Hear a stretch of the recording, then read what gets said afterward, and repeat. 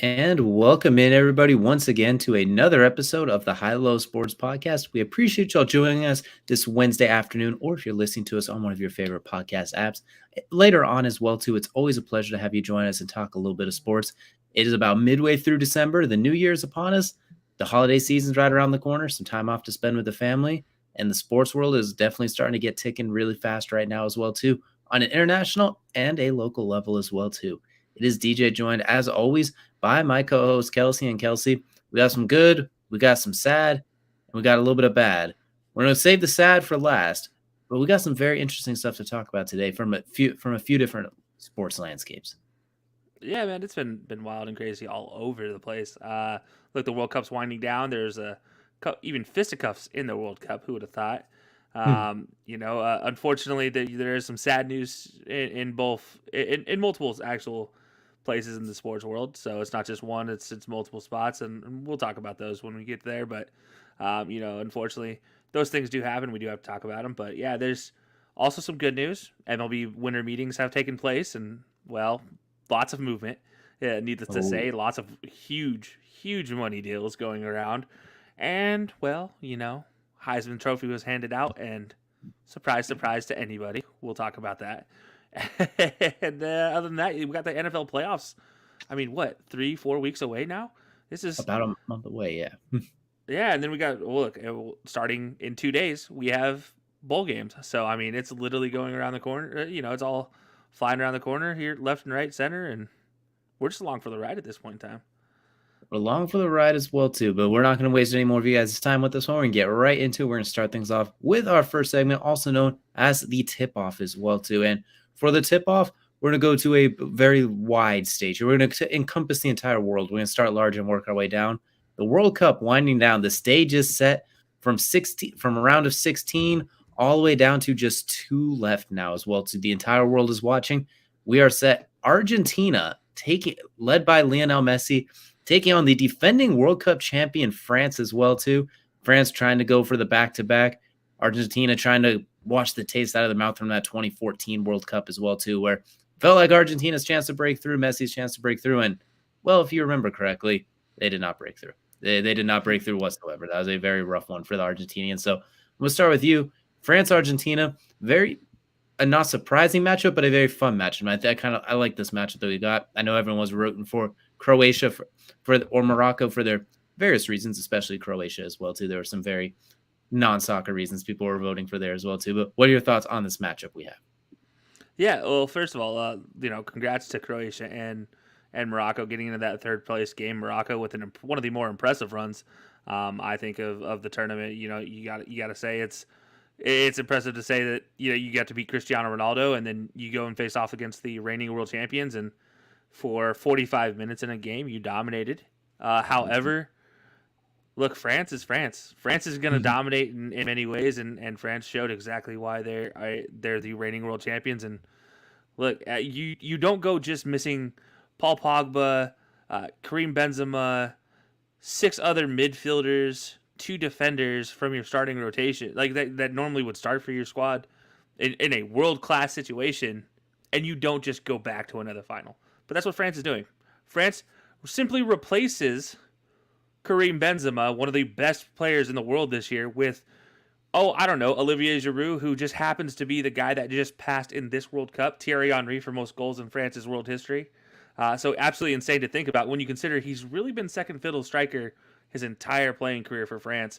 So very interesting there, just dynamic-wise. And Kylian Mbappe has been Kylian Mbappe. He's been the speedster up the wing, just absolutely breaking down defense. I'm sorry, there's nobody that can keep up with him. The only guy that could keep up with him was Hakimi in today's game against Morocco. Unfortunately, he kept up with him, but couldn't stop him. So you take your pick. You can keep up with him, or you can stop him. There's 2 options, or you just let him do what he does, and that tends to be what happens. People just let him do what he does at the end of the day. But yeah, no. So France is absolutely dominant, and then on the other side of things, Argentina. I talked about this early on. Argentina is one of those squads outside of Messi, outside of Angel Di Maria, and Angel Correa. They're a very average squad. The one difference between this squad and, let's say, a Portugal, who have a world superstar in Cristiano Ronaldo, is this squad plays better with Messi in it. because Messi keeps them going. Whereas Portugal, and if you've listened to the news lately from Portuguese players, they will even agree with me in saying Portugal plays as a better team without Cristiano. Now, take that for what it's worth. Messi. If you're going to have that debate about Messi, Ronaldo, well, that's the answer you're getting right now. And with Messi now getting his opportunity to face off in a World Cup at final, this time thankfully not against Germany. So he has an opportunity. We'll see if he's able to beat France this time. I don't know. It'll be a tough one to say. Top to bottom, France, just like I said, like you don't just miss 6, 7, 8 major players in your rotation. And by the way, let's not forget they're starting left back in the tournament. Lucas Hernandez got injured. He got replaced by his twin brother, Theo Hernandez, and who, by the way, scored the first goal in the Morocco game today, and yeah, just continues to be dominant. So this is going to be a fun game on Sunday. I'm excited for this France-Argentina matchup. This is going to be a very entertaining one, and I think this is the one that we all were hoping for. If you kind of put it down the schedule, this is the game that I had predicted. I have France coming out predicting as the winners, but this is kind of what I predicted to happen based off of their old, college or the old pick'em tries, and see what happens. And yeah, this is what happens. Yeah, this is the cool thing about World Cup tournaments is you get fun runs, but at the end of the day, the cream rises to the top. So that's what we're getting. It's very March Madness-esque. You'll get some surprises here and there, but usually you can pick between one of 4 teams that's going to win it all. Usually one of those 4 teams seems like a safe bet more often than not. And France, you mentioned too, is they're interesting because like they have a bunch of really good players, but they don't have that quote unquote world renowned superstar like a Ronaldo or a Messi necessarily that stands off to the page where everyone knows. But they have some really good players that are probably like right on the cusp of that as well too. But they're about as well oiled a machine as it feels like in a long time. Like maybe early 2000s Brazil, somewhere in that area as well too. But like that feels like they're just a machine that keeps on chugging along. I don't want to compare them to the Patriots because sacrilegious, but my point is like they just plug and play. Someone gets injured, next man up, they don't miss a beat. They change. Some things are changed, but there's death taxes and France continuing to roll as well too. And they feel like that ultimate well-oiled machine right now.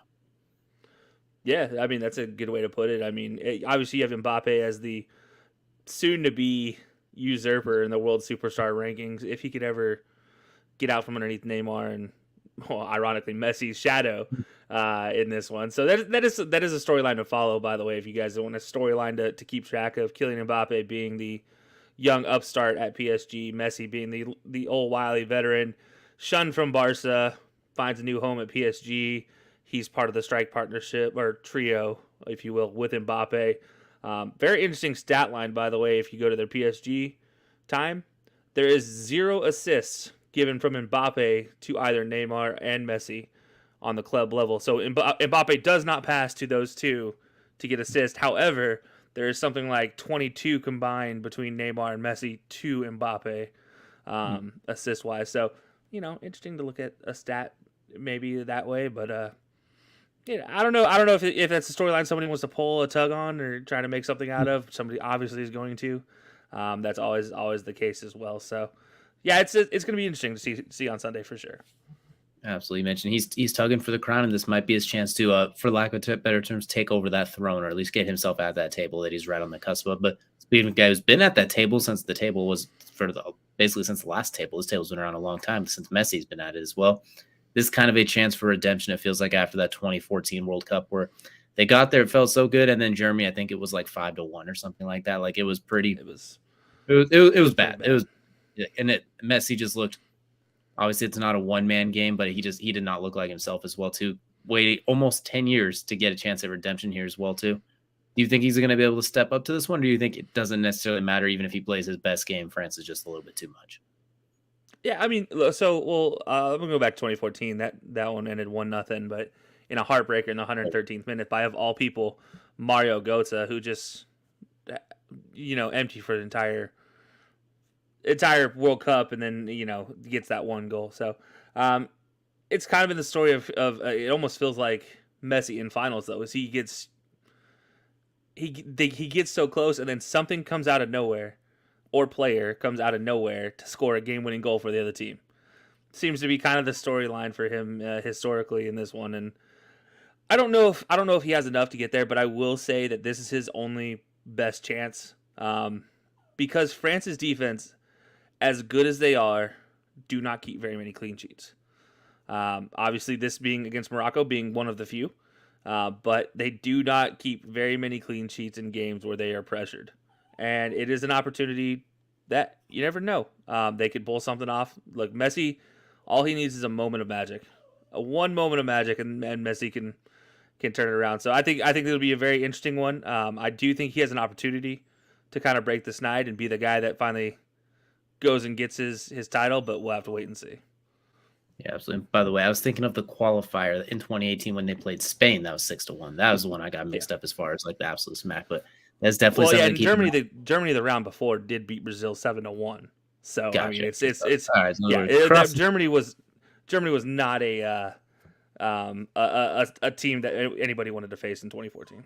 They were an absolute buzz on. This is if this is any clear indication that I am getting old. Well, there you have it right there. Now I'm crossing games from different years and different teams and just getting scores. It's clearly getting old as well too. Things starting to buzz together, but should be a fun World Cup. I look forward to this one. Sound like you were taking France as well too to defend and go back to back as well too. I'm going to be the contrarian. I'm going to take Argentina because I do think Messi is going to rise to this occasion. I think they're going to have. I don't want to say they have a secret sauce for this game, but I think this is going to with that little extra sense of urgency as well too. I'm going to give Argentina the slight nod. I think this is going to be the situation where they're going to flip the trend and they're going to score that 1-0 or maybe 2-1 late goal out of nowhere that usually has haunted Messi in like maybe like the 103rd minute or something goofy like that as well too. Just like where the minds are blown and the commentator's voice completely cracks as well too. So I'm going to go with Argentina flipping the script in this game as well too and taking a 1-goal win.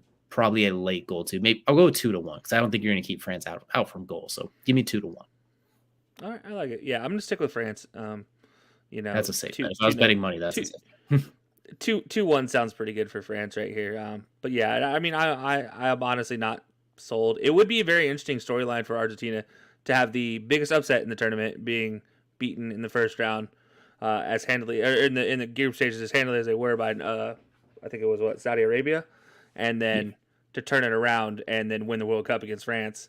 That would be a fun, impressive storyline to say the least. But now I do have to take a moment here. We do have to talk about this because, unfortunately, talking about sport storylines, one of the greatest U.S. soccer reporter in the history, unfortunately passed away recently. Grant Wall, unfortunately passed away while covering the World Cup in Qatar. So I did want to just send our condolences out to his family because that is unfortunate. At one of the world's biggest stage, it's one of your few times you ever get to go to a World Cup. Grant Wall has been to 3, and he is the foremost reporter on U.S. soccer, men's, women's, and everything else in between. And he has set the tone really for what should be quality U.S. coverage for soccer in America. And I send his family condolences. I thank him for all of the hard work he did to get soccer in the forefront of Americans. Look, I know we mostly talk about football and basketball. Soccer is near and dear to my heart, though. It is because of many articles Grant Wall wrote that I follow soccer as much as I do. So I do just want to send out my condolences because it is unfortunate anytime you lose a member of the soccer family, especially somebody so prominent like Grant Wall there. But yeah, we just had to have to talk about that because unfortunately, it's going to be interesting to see who steps into his place, who can keep up that torch, if you will. Absolutely as well too. And I think that there was 2 of them that passed away at the World Cup as well too. So very scary, very unfortunate event as well too. And once again, condolences to the family. And for those of you who don't know, Wall was also part of the LeBron James Sports Illustrated article, The Chosen One too, from when he was in high school coming out as well too. He's also the author behind that as well too. So a wonderful journalist, a fantastic track record as well too, will be missed as well. Condolences to family, everything he said as well too. So we're going to go ahead and step out of the World Cup coverage now as well too. We're going to exit the tip-off and head over to Kelsey's second favorite part of every podcast, and that is, of course, the main event. And the main event, as you know, is brought to you by our good friends over at Manscaped. Use code HILOSPORTS at checkout. Get yourself 20% off. Go in there. It's still not too late. It is still Christmas season right around the corner. If you haven't got any stocking stuffers yet, maybe a fun gift, anything along those lines, definitely want to head over there and check that out as well too. It's the holiday season. Most of the time we're usually done with our Christmas shopping, but right now you definitely want to head over there and take a look as well. Yeah, definitely. I mean, look, hey, you gotta always sprinkle some loving down there, if you will. It's always no better time to go buy some product to take care of yourself. Then during the Christmas time, get 20% off plus free shipping. Always a good time over at manscaped.com. Absolutely. Grab some crop mops for your pops or the body buffer for the holiday lover with this year's white elephant gift. Help all the men in your life go from eggnog to nice hog this December by going to manscaped.com and using code HILOSPORTS for 20% off plus free shipping as well too. And it'll make holiday shopping a blast, and you'll give them products that they'll love, and at the same time it'll make them laugh as well too, just like saying things like eggnog to nice hog as well. They'll give you plenty of opportunities to be the funniest guy at the Christmas gathering as well. So once again, code HILOSPORTS, 20% off and free shipping as well, so you can't really beat that. Save yourself a good amount of money, and get yourself something like a nose hair trimmer as well too. Keep yourself looking nice and fresh as we head into the new year. So that, once again, High-Low Sports, check out 20% off manscaped.com. If you've been on the internet anytime in the last 10 years, you know the drill with manscaped.com, the premier company when it comes to men's grooming as well. So that does now take us into our main event segment. And Kelsey, we're going to talk a variety of different sports here for the main event. So question is, where do you want to start? Because we got a few things we're going to dabble in here. You know what? Let's go to the team. Let's go to the league that's in the off season right now. The team throwing around some big cash right now. That is the MLB, and specifically these winter meetings happening where all the free agent movements, all the player trades, all these wild things happening. It's been absolutely insane in the MLB right now. And if you guys don't know anything about the winter meetings, they're notoriously the time when all of the trades in the offseason happen. So it's a very fun time to watch. Absolutely. And, speaking of fun times to watch too, your San Francisco Giants, a team not exactly known for throwing money all over the place, even though they're right there in Silicon Valley. Well, it looks like they decided to dip into the piggy bank a little bit tonight this year, spending a little more money than we're accustomed to seeing. Bringing in pitcher Sean Manaka as well for a 2-year, $25 million deal. Also bringing in another pitcher as well too. And, of course, we can't forget the big one, Ross Stripling, the pitcher, but not, of course, the big one too, shortstop Carlos Correa, a $350 million 13-year deal as well too. Arguably one of the top, 3 to 5 free agents on the market for sure, somewhere in that range as well. And he looks like he's heading to the Bay Area. And as the designated San Francisco Giants fan, who, as you said, they have covered all of your sports happiness for basically the rest of your life with all of their wins. How are you feeling so far about that? Honestly, wow. What a move. It's surprising in the right that we had that San Francisco still has still has Brandon Crawford on the roster. We talk about still arguably one of the best defensive shortstops in the game. However, it does open up the opportunity there with the DH now in all leagues to use Crawford there more as a DH or slide him over to third potentially, second base. Him and Correa can kind of interchange as need be. But yeah, this is a huge deal. Look, 13 years, $350 million. The Giants don't spend money often. Like, the last time the Giants dropped this kind of contract was on the guy I just mentioned, Brandon Crawford. Before that, Buster Posey. Before that, Madison Bumgarner. So guys that stick around for the team for a long time, and usually they're already Giants when they spend the money on them. You talk about free agent deals that they do this on. I think the last big free agent deal would have been like Miguel Tejada way back, or Edgar Renteria. These guys, the Giants just don't spend money very often. To see them go out and spend money on Correa, sitting on Ross Stripling, bolstering that pitching rotation, it's impressive to watch. I'm excited about what it means going forward. Obviously, the team last year was a down year compared to the year before. I mean, the year before was kind of a surprise for everybody. The Giants just, we're going to win 106 games and just get ourselves in the playoffs. Like, where'd that come from? We're not expecting that type of a season. Anybody is not expecting, like, fans are not expecting that at all. And then last year it was a little disappointing compared, because you relatively have a better team and you do worse. It's always going to be disappointing. But look, if they're going to make these moves, by all means. And let's not forget, they were also right there in the Aaron Judge conversations. Aaron Judge even said, he's like, yeah, I had more money coming from San Diego and San Francisco. I had more years on the table. He actually, let the cat out of the bag. They had like 10 years, 330, 340, something like that, coming from San Francisco, 10 years, 360 for San Diego. And he told the Yankees front office that. The Yankees are like, okay, well, we'll make it 9 years, $360 million for you. How's that sound? And then Judge stayed for that. Like, so the Giants are making moves. Obviously, they got to make moves. Like, in the West, you have to make moves because, unfortunately, you have the Dodgers, You have the Padres. The Dodgers have made moves. The Padres also making moves. They got Xander Bogaerts for 11 years, $280 million. It's tough in the West. But yeah, so for the Giants, I'm glad to see them spending money. I don't like to see 13-year contracts. I don't like to see anything above 10.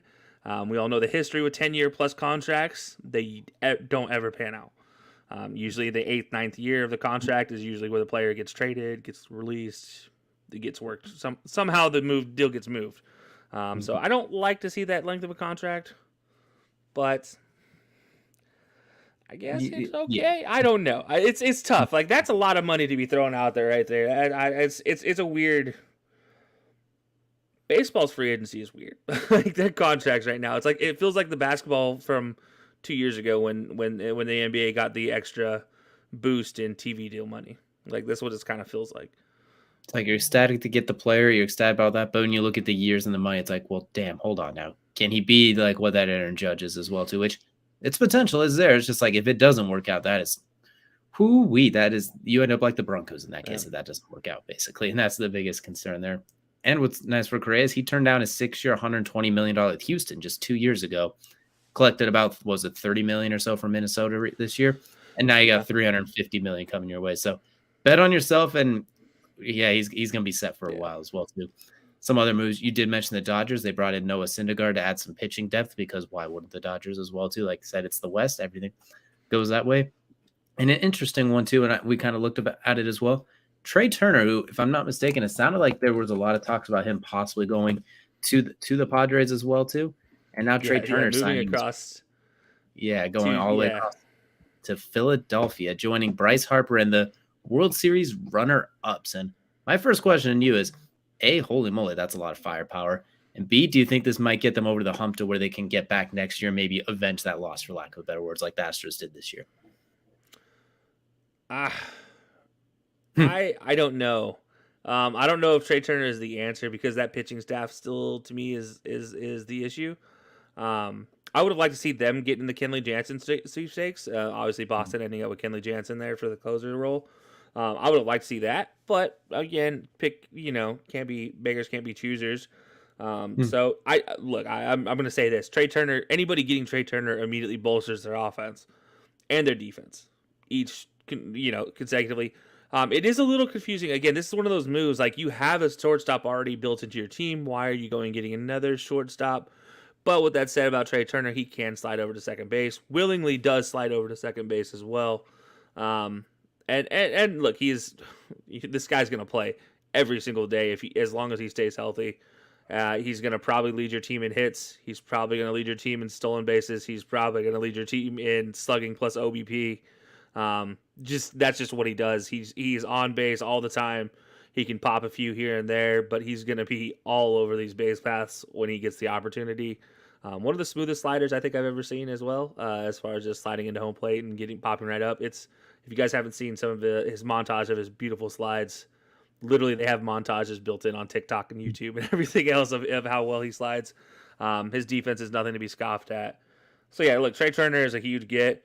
You talk about a division there where you need to keep spending money. Philadelphia already has one of the biggest payrolls. Well, they have to keep spending money because you had the Mets in this offseason get Justin Verlander. They got signed Kodai Senga from Japan, 5 years, $75 million for Senga, 2 years, $86 million for Verlander, which is insane. Like what?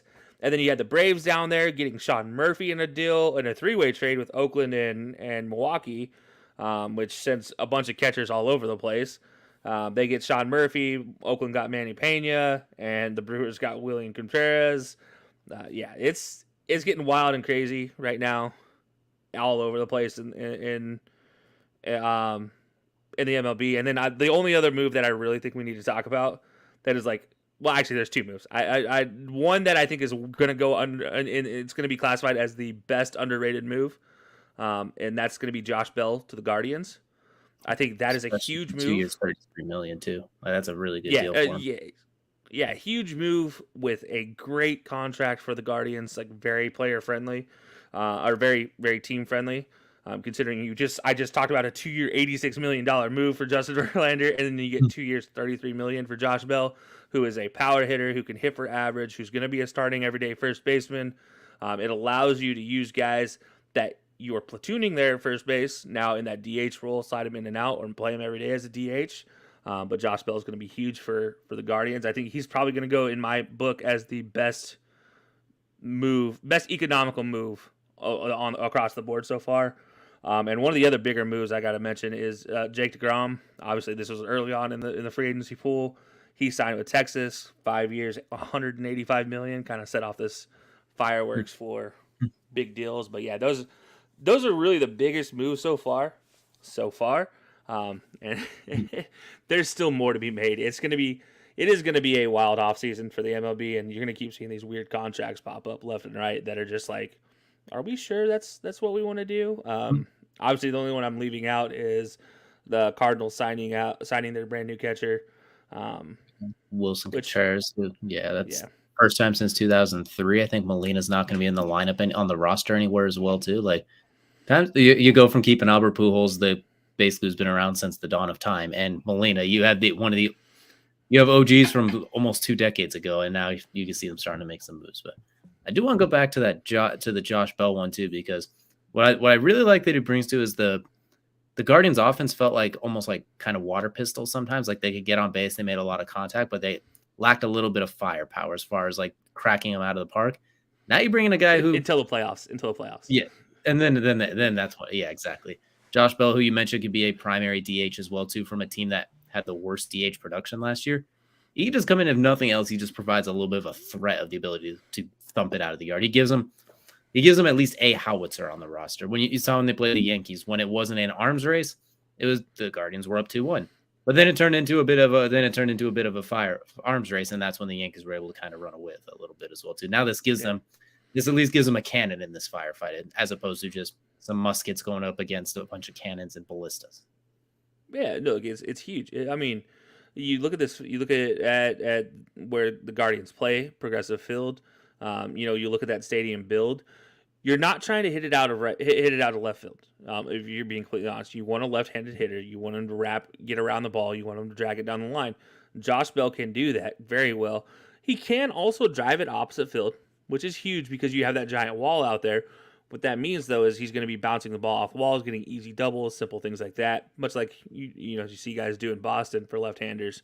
And that's kind of how Progressive Field is. It plays in a lot of ways. It does play like Fenway as far as the big left field wall, and then you have it's not short, but it is shorter in right field, and it allows those power hitting left-handers to get around the ball and drive something out. And if the wind blows anyway in Progressive Field, the wind does tend to blow out towards right field, as we've experienced from sitting in the stands out there.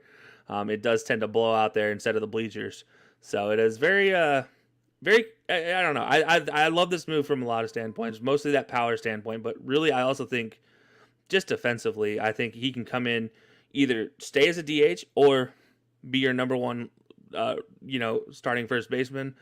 Obviously, that's going to be a conversation because you have Naylor over there, but I think one goes there, the other goes DH. That should be that simple. That way you keep production in both. Also, with Josh Naylor's leg injury history, you keep him healthy a lot longer. You got to use both bats in the lineup, so that's always a plus. I know Terry Francona is about to have a whole lot of fun with that roster, though. Absolutely. Hopefully, this means we won't see too many more rocking the babies as well too. Maybe we can leave the baby rocking in the dugout instead of carrying him around the bases this time as well too. So that definitely a lot of fun. I'm still not against that celebration. I gotta say, still not against it. It didn't bother me in the least, mostly because he was directing it at his own dugout and not really at the Yankees. But the Yankees want to be butthurt babies, so. Well, yeah, that's like we all knew that. That's the problem, is we already know that, and that means we have to hear about it. That's my concern. It's not the fact that he did; it's the fact that we have to hear the aftermath of it as well too. You're punishing us by having too much fun out there now, but not in the traditional sense. Oh, I know, yeah. Like, oh no, baseball players having fun. How terrible is that? Oh, we'll be damned. Oh no, and we can go on and on about this all day, but either way, it's going to be a fun MLB winter meeting and off season as well too, with a whole lot of zeros being thrown around in the oncoming weeks as well too. That's going to make me really, really uncomfortable with my financial situation looking at all of theirs as well too. But that's neither here nor there. Because we're now going to go from the diamond. We're going to head on over to the gridiron now as well too. As we mentioned earlier, the NFL season coming to a little bit of a close here as well too. It feels like it's gone by pretty quickly, while at the same time being a very long season. About a month left, a handful of games in the playoff picture. On the one hand, starting to take form. On the other hand, there's only 3 teams that have actually been eliminated. So everybody still has a dog in the race in some way, shape, or form. Only Houston, the Bears, and Kelsey's favorite team, the Denver Broncos, have been eliminated so far as well, too. So a whole wide open field right now as well, too. And I'll quickly go over what we're looking at right now. So for the AFC, we got the Bills sitting in the 1st seed, with the Chiefs in the 2nd, Ravens in the 3rd, Titans in the 4th, with the Bengals in the 5th, the Dolphins in the 6th, and the Patriots holding that tiebreaker in the 7th, tied with the Jets and the Chargers at 7 and 6. And then in the NFC, we got the Eagles running away with 1st place and officially have clinched a spot. The Vikings holding on at number 2, the 49ers at number 3. Tampa Bay, leading the way in the always glorious NFC South right now. And then for the 5 seed, we got the Cowboys, 6 seed Commanders, 7 seed Giants as well. So, and just pulling up the rear for them as well too. Seattle is 7 and 6, just the outside looking in by a tiebreaker, and the Detroit Lions about 2 games behind as well too. Now at 6 and 7. So we're gonna start with the NFC because I think there's a lot of fun in there for you as well too. My first thought when I look at this is the Vikings aren't really scaring anybody as the 2 seed. I don't think. I think I think a lot of those wild card teams like, you know what? I'd rather play them than the 49ers led by Brock Purdy. Who would have thought? And even though the Tampa Bay is terrible, I don't know if I want to play Tom Brady in the playoffs if I could play Kirk Cousins instead. I know Jay Jettis is still out there somewhere, and he always is. But I think that's what. And another look at that is the Cowboys are terrifying. And I know you don't want to hear that as the designated Cowboys fan who hates them at the same time. But bringing in T.Y. Hilton as that 3rd receiver as well too, and that veteran just gets open and finds that open spots in the zone, so CeeDee Lamb can continue to CeeDee Lamb, and as Michael Gallup gets healthy, and of course what that defense can do. Not just Micah Parsons, like that entire defense from DeMarcus Lawrence all the way down. Dan Quinn has basically earned a head coaching job as that D coordinator if he wants one. That's it. That's a scary team. And you have 2 running backs now. Well, 1.5, however you want to slice it. Like you have a running back by committee group they've accepted finally. Dak just needs to not throw picks and they're good. And I mean, like literally this year because he's throwing more picks at a higher rate than we're accustomed to. But the Cowboys are scary as much as you hate that. And the Vikings, they might be the least scary number 2 seed. It's literally, all right, just don't let Justin Jefferson completely torch us. Keep doing 100 yards and we're okay. That's my first impressions of the NFC, not going directly to the obvious. Yeah, I'm just looking at the matchups if the playoffs started today, right? You have the Vikings taking on the Giants. I'll be completely fair and say I think the Giants have a great opportunity right there to blow the doors off of the Vikings. I know it's a home game for the Vikings, but probably going to be played at prime time. If it's a night game, it gets real interesting. And look, the Giants have been making noise. That run game has been fantastic with Saquon, and look, they finally figured out a passing game. Wan'Dale Robinson has been huge in that passing game. You mentioned Darius Slayton actually learning how to catch footballs occasionally. That's huge as well.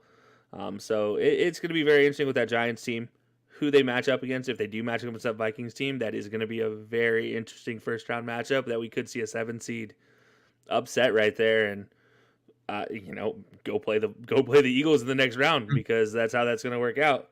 Then I look at that Commanders 49ers matchup. Honestly, the Commanders don't scare me. I look at that Commanders team as the team that's kind of going to be the team that probably falls out of this. They're right now in it because of the tie. I could see them falling out because the Seahawks just win more games at the end of the day than they do, or even the Lions come back. Or I mean, lo and behold, let's not forget about the Falcons, ladies and gentlemen. I gotta whisper their names because Mariota walked away from the team here, but it is still a possibility they could make that playoff run there. They're only a game back, have an absolute opportunity there. But yeah, then you look at the third matchup there, the Cowboys versus the Bucks, and this is the one matchup that the Cowboys in the first round probably hate the most. They don't want that one. That's the one they're like, like you mentioned, they're like, can we play anybody else? It's like literally the only matchup in this that they're like, it's just really, of course, it's a 10-3 season. They're the most dangerous team probably out there right now. I'd say right now, other than the Eagles, probably the team on the hottest streak. Then you have the 49ers right there with them as well. So you have those three teams, and it's like if the Cowboys could go against any team other than the Bucks, they have a great opportunity. But unfortunately, that Bucks team is just Tom Brady knows how to rub it into Jerry Jones's teams, and so it's something to be said about it. That one worries me as a Cowboys fan. Maybe not for any good reason, but just historically, against Tom Brady, the Cowboys suck. So it's that is in itself worrisome. But yeah, like I think the Cowboys could be the most dangerous team, except for the way this exact playoff picture plays out. Like with the Cowboys being the number one wild card at number 5 and at the 5 seed, going up against the Bucks. That is the only way that they're not the most dangerous team out there. And that's what sucks about this with the Cowboys is like, this is the only time that I'm like, oh man, like, yay, Really? but no. Like it's that disappointing. And, but yeah, like, I don't know. I'm excited for what the Cowboys can close out and do. Obviously they're not supplanting the Eagles at this point in time. You'd have to do a lot of work there. Eagles would have to lose out basically. Cowboys would have to win out for them to take over. And even then, the Eagles are the only team. But you mentioned all the teams that have been eliminated. The Eagles are the only team that have confirmed a place in the playoffs, by the way. Exactly. So they'll be going no matter what as well. Yeah. This is wild. I mean, this is a wild look at the NFC, honestly. Absolutely. And the Cowboys and the Eagles play on Christmas Day as well, too. So we'll see what kind of implications that could have on it. And Jalen Hurts playing that as the clear front runner for the MVP right now as well, too, and starting the fire on all cylinders. So that's going to be one heck of a matchup we're definitely looking forward to. Next, we're going to go ahead. We're going to circle back there. But before we get to the AFC, I want to ask you, what do you think about the Cowboys signing T.Y. Hilton late here in December as well, too? There was all the talk about them and Odell. It was Odell this, Odell that. Then out of left field, they bring in a veteran like T.Y. Hilton. How do you feel about that as not only a Cowboys fan, but as an observer, as a football observer as we head into this playoff run? Well, let me go ahead and say that the only thing I'm disappointed about with this signing is that T.Y. cannot wear number 13. And if anybody's out there wondering why, he's a veteran, he should get the opportunity to get his number, it's because Michael Gallup, who is ahead of him on the depth chart, wears number 13. Now, does him and Gallup work out a deal? I don't know, but they have like 2 days to do it. So I don't know if they get it done in time. And it might be one of those things they just have to suck it up for right now. Look, I've been a T.Y. Hilton stan for a long time. Loved him coming out of college. Absolute burner coming out of college. I mean, he was a game changer at FIU. And then now here he is in the NFL. It's just been him and Andrew Luck, what they were able to build together was insane. You talk about the Texans this Texan Stadium being the house that T.Y. built. His history there, playing in the state of Texas is outstanding.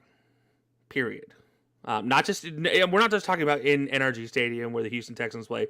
Like in general in Texas, his college bowl game in the state of Texas had his best bowl game ever. Best bowl game performance or best performances of his career. There, and then when the one time they played the Cowboys when he was with the Colts, outstanding game, 100+ yards. So look, he knows how to play in Texas for some reason. Kind of confusing as to why. He's a Florida kid, but you know what? I'm not going to complain.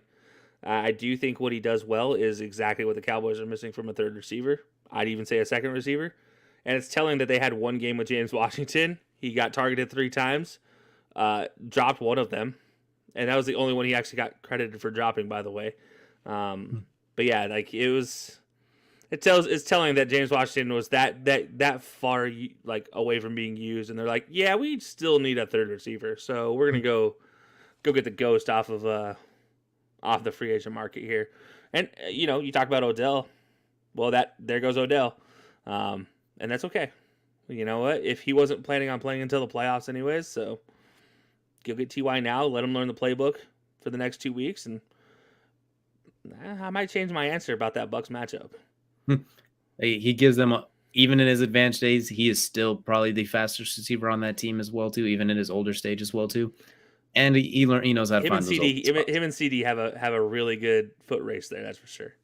Exactly, as well, too. And he knows how to run routes still. He's still got hands as well. And if you're gonna put a nickel corner on, we saw even at the tail end of last year once he started to get healthy, even Carson Wentz was able to find him in some plays, including against the Buccaneers as well too, in a matchup against the Buccaneers. So I'm looking forward to that as well too. I love watching T.Y. Hilton play, so I think that's going to be a very fun to see how that situation plays out as well. And just in time for that second Eagles matchup as well too, should give him a game to get the rust off and then go into that big matchup. So that'll be interesting to really test the nickel defense for them as opposed to the outside corners. Definitely looking forward to that one. But we'll go and get over to the AFC here really quickly. And the things that stand out to me, I want to point out as well, too, is the Ravens are still chugging along, even despite the Lamar injury and now the Tyler Huntley injury. We're going to have to see how this plays out because they're still holding on tied at the top of the AFC North, but with the tiebreaker as well. I'm curious to see how much they could tread water until they can get healthier. That defense, since Roquan came in, has been outstanding. They're no longer giving up those random 4-touchdown fourth quarters like they did early in the season. And I also wanted to look at right now, the Patriots had that tiebreaker for the 7th seed, but the Jets, the Chargers, both tied with them right there. The Jaguars not terribly far off. Like that race for the 7th seed is going to be incredible down the stretch as well. I really look forward to that. And if I had to guess now, I'm going to say I think the Chargers will take it, as for some weird reason, the most snake-bitten team in the AFC is actually getting healthy at the right time for a change. Derwin James will start coming back soon. Joey Bosa will start coming back. Rashawn Slater's on pace to come back. So I look for the Chargers to potentially get over that hump here, and you get to end the season with the Broncos. That is a game you should win, and you should win comfortably. So if it's a win and you're in the last week, unless they pull a Colts versus Jaguars from a couple of years ago, I like their chances of sneaking into that 7th seed playoff spot, which you're telling me we get a Patrick Mahomes versus Justin Herbert first-round playoff matchup, part 3. Where would you like my money and where would you like my soul, please? I will gladly send those over. And your Cincinnati Bengals, I think, are the AFC's version of the Cowboys. They might be a wild card team. They might take the AFC North because of the Ravens' injuries, but for all intents and purposes, they're a wild card team. Nobody wants to deal with that mess, especially with the T. Higgins and Tyler Boyd get healthy. Jamar Chase coming back and not missing a step. Joe Burrow playing like Joe freaking Burrow. You could put him deep in that MVP conversation as well, too. So I think your two favorite teams, ironically, are the two teams nobody wants to deal with right now. Yeah, I'm glad you mentioned the injury to Tyler Huntley. I was shocked, first of all, that he got knocked out relatively early as he did in the game this weekend, and the Ravens still pulled out a win. That one shocked me a lot, considering that was my island pick on 4th and 4. Especially seeing Tyler Huntley go down, I was like, oh man, easily. Like there should be no reason that the Steelers can't win the. Well, the Steelers proved me wrong, but it does show you how resilient this Ravens team can still be without whichever healthy number 1 quarterback it is. It does make me confident when Lamar does come back, though, that they can sustain. It's just, can they tread water long enough to get there? And I don't think they can, given their end of the schedule. They still have to pay the Bengals one more time. And I do believe, if I'm not mistaken, that's in 2 weeks. And I don't think Lamar will be back by then. And that Bengals team right now, you talk about one of the hottest teams in the NFL.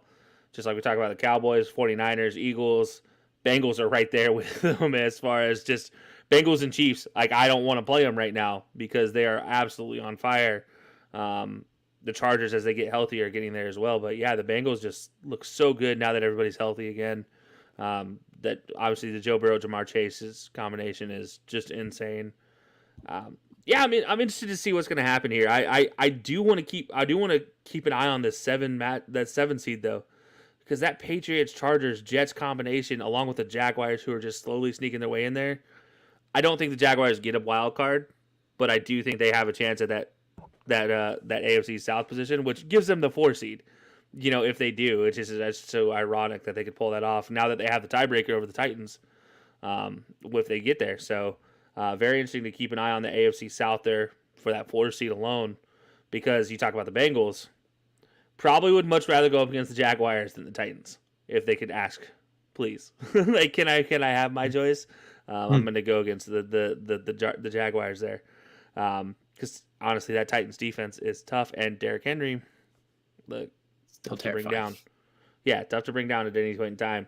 You look at the rest of this playoff bracket right now. The Dolphins 8-5. Do you really want to play the Dolphins at any point in time if you're any other team? Because Mike McDaniel is a scheming dude, and I'm worried about whatever he comes up with. As long as Tua's looks okay, and that defense, and that like if they get their offensive line healthy by the playoffs, that team's scary. Getting Laramie Tunsil back when he comes back is going to be huge.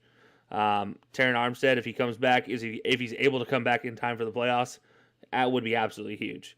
Because those two right now missing are a big reason why we saw this little slide from the Dolphins, which I say little, but they're still 8-5. It's still absolute possibility. So, yeah, this AFC is going to be fun. And obviously, we forgot to mention, you talk about guys coming out of signing to team.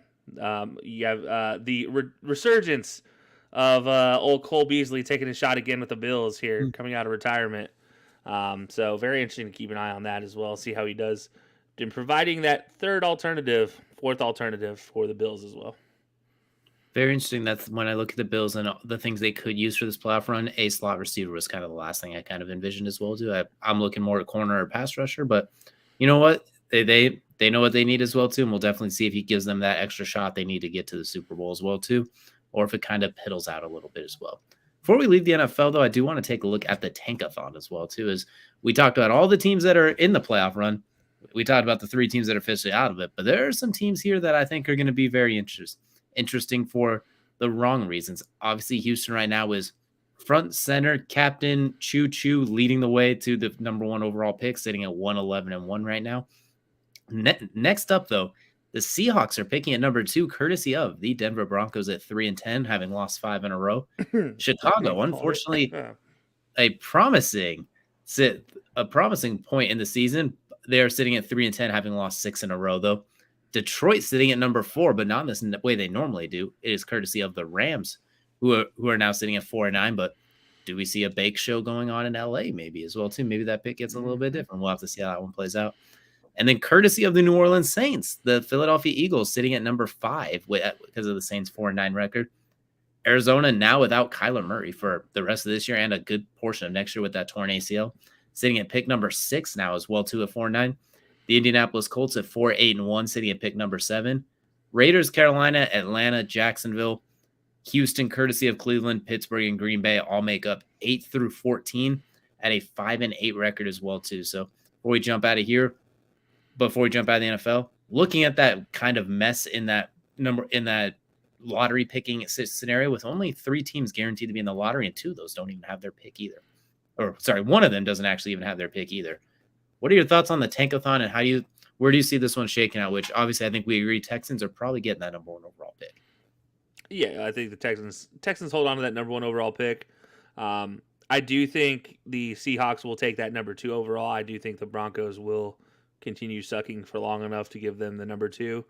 Especially when Russell Wilson got knocked out last game too, like literally knocked out. So it's even worse. Yeah, and I look at the Bears, and I think at 3-10, I don't see you running too much to try to win right now. Let's just put it that way. Your long-term success could come from losing this season. Like, you could set yourself up long-term successfully for losing the rest of the season, and that's okay. You could lose out and get a Jalen Carter or Will Anderson. I mean, yeah, you have a great opportunity there. Take your pick at one of these offensive linemen coming in the draft. Really anything at that point in time. Yeah, anything but a quarterback. If I'm the Bears, anything but a quarterback. The one that I don't think ends up down there is the Saints, and who is using the Saints pick. Off the top of my head, I can't remember who has the Saints pick. Eagles. So yeah, I don't think that ends up a top 5 pick. I do think they can get a little bit higher. I do think they usurp the Falcons right now. Looking at the Falcons or Panthers, whichever one doesn't do better. I think the Saints end up third in the South. Let me put it that way. And one of those 2 teams ends up below them. So I don't know which one. That division is impossible to pick. It's who gets hurt again is going to determine it. But I think the Saints pick, that's the one that I think is not going to be in there in that top 5. Definitely. It's definitely going to be interesting to look out for. And You mentioned too the Seahawks. It sounds like they like Geno, they might not be in that quarterback market either. The Bears, they sure as heck aren't as well too. Looking at some of those other teams too, the Eagles, courtesy of the Saints, if that happened. The Lions will have to wait and see. Arizona's not going to be in the quarterback market as well. So, some of those top 5 picks, there could be some of those teams looking to move up there as well too. It's going to be. I expect a lot of when we start doing our mock draft NFL draft season, we're going to have our work cut out for us trying to figure out some of these potential trades because you look at teams like the Colts, the Panthers, arguably the Raiders as well too. Just some of those potentially quarterback needy teams that are going to be looking to trade up as well too. You have to imagine we'll be looking to trade up as well. And by the way, Houston, courtesy of the Browns, right now will have 2 top picks in the top 12 as well. So everyone who seemed to traded their first round picks this year, not going so well. It feels like as well too. It's been a rough one. The only team without a first round pick that's doing well right now that I could think of is the Dolphins, but they don't have theirs due to things not trade related as well. So definitely have to take a look at that going forward. But real quickly before we get out of the main event, we talked a little college football. We talked about college football prospects. We'll talk a little bit about what happened in the world of college football as we get ready for some bowl games coming up. And since we last got to hang out with you all, the Heisman Trophy was presented as well. And to neither of our surprise, but much to our good job, you got it right, basically. Caleb Williams was awarded the Heisman Trophy, garnering a fair amount of first place votes, followed closely by Max Duggan, CJ Stroud, and then Stetson Bennett bringing up the rear. And I think we're both in agreement. Caleb Williams, the right choice pretty comfortably in this case. Oh, 100%. Look, you just look at his stats. His stats tell you all there is. 66% completion rate, over 4,000 passing yards, 37 touchdowns in the air, only 4 interceptions. I mean, that's Plus outstanding. 10 That on the is ground. just, that's that. Yeah. I haven't even gotten to the rushing stats yet. Like the rushing stats, you add another 372 rushing yards, 10 touchdowns. Yeah, absolutely outstanding all the way around. I mean, it's accounted for 47 total touchdowns this season. Crazy. So yeah. Let's just go ahead and say. Oh, and by the way, he had 2 punts for 84 total yards. Just to add in There's a casual 40 yards per punt on top of it. Yeah. No, but look, Caleb Williams, well deserved. By all means, look, he showed it last year at Oklahoma. It's no surprise that this year, given the full offense, given all the weapons that they got in in the transfer portal. I almost said free agency, but in the transfer portal, which is basically free agency. It's no surprise that he was able to do what he was able to do this season. Lincoln Riley is a great coach for his skill set, and that's huge as well. So, good for him. Good to see USC. No, I'm not going to say that out loud. I don't know if that's something I can actually say is real, but it is something to see somebody from USC be back in the Heisman Trophy race legitimately, not just as a gift. Sam Darnold. Yeah, it's well deserved for Caleb Williams. Somebody who I don't hate as much, unlike most USC players who have been nominated for absolutely. And he's going to be in the running for it next year as well too. What I do want to point out though, where I have a gripe with it, is when we look at the voting. Max Duggan with the second most first place votes, CJ Stroud at third with 37, Stetson Bennett number 4 at 36 first place votes as well too. That's where I'm a little bit like, really? Like, then you have Hendon Hooker and Bryce Young not too far behind in those 5 and 6 spots. Blake Corum at 7, but really 36 votes for Stetson Bennett to win the Heisman? Like, really? I digress. Here's what's funny, and well, hold on. I do want to talk about this for a second because you look at the finalists, right? It is very interesting that the only player out of all of these guys that did not have that they still a candidate moment would have been Stetson Bennett, but he never really had that moment of, oh man, he's that Heisman dude. And that's what shocks me when you look at this top 4 is that Stetson Bennett, the guy who didn't have that Heisman moment, but at the same time never had that losing the Heisman moment. It was just like, oh, well, acceptable. And if that doesn't just sum up Stetson Bennett's entire career at Georgia, I don't know what will. It's very entertaining that that's how that ends up for him.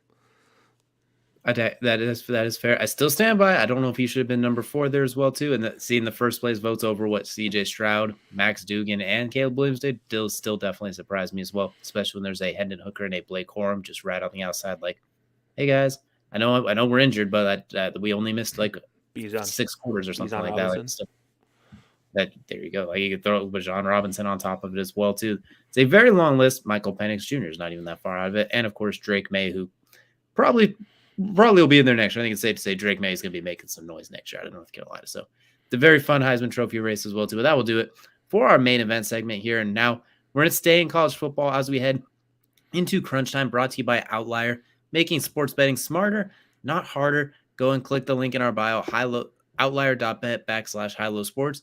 Get yourself signed up. It's free. Just requires an email address and a name.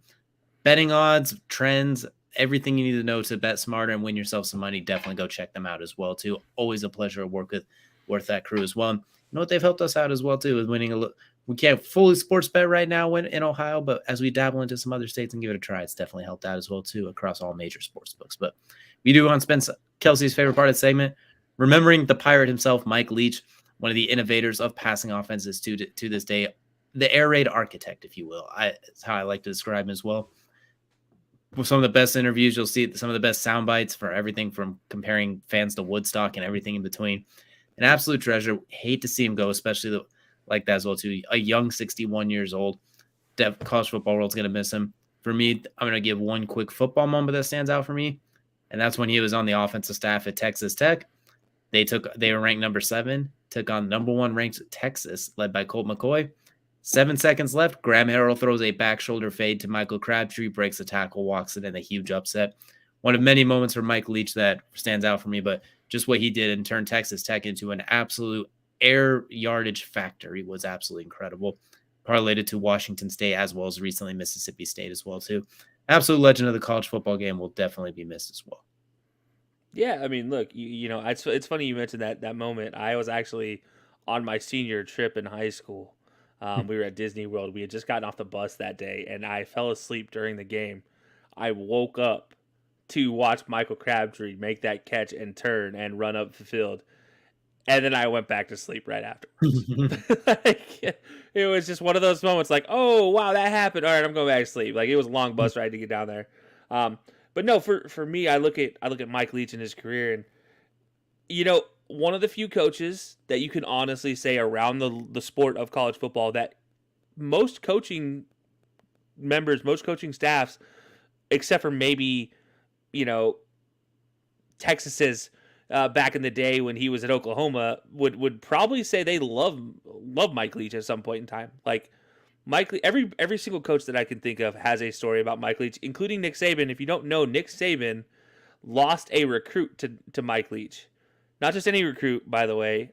Jean Short wearing Uncle Rico himself, Gardner Minshew.